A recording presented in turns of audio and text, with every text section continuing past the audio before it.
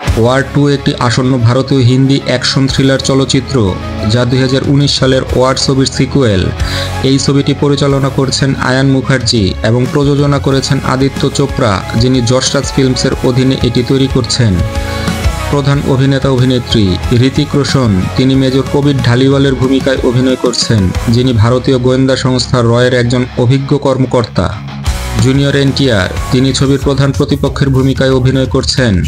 কিয়ারা আদভানি, তিনি ছবিতে গুরুত্বপূর্ণ একটি চরিত্রে অভিনয় করছেন, তবে তার চরিত্রের বিস্তারিত তথ্য এখনও প্রকাশিত হয়নি। কাহিনী: ওয়ার 2 ছবির কাহিনী মেজর কবির ঢালিওয়ালের নতুন একটি বিপজ্জনক গুপ্ত মিশনের উপর ভিত্তি করে, যেখানে তাকে দেশের নিরাপত্তার জন্য একটি নতুন হুমকির মোকাবেলা করতে হয়।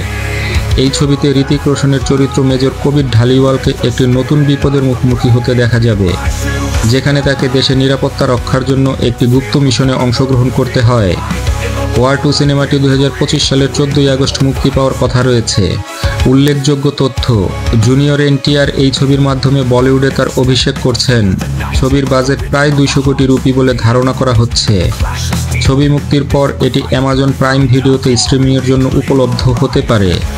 ওয়ার 2 ছবিটি অ্যাকশন, থ্রিলার এবং রোমাঞ্চের মিশ্রণে নির্মিত, যা দর্শকদের জন্য একটি উত্তেজনাপূর্ণ অভিজ্ঞতা প্রদান করবে বলে আশা করা হচ্ছে।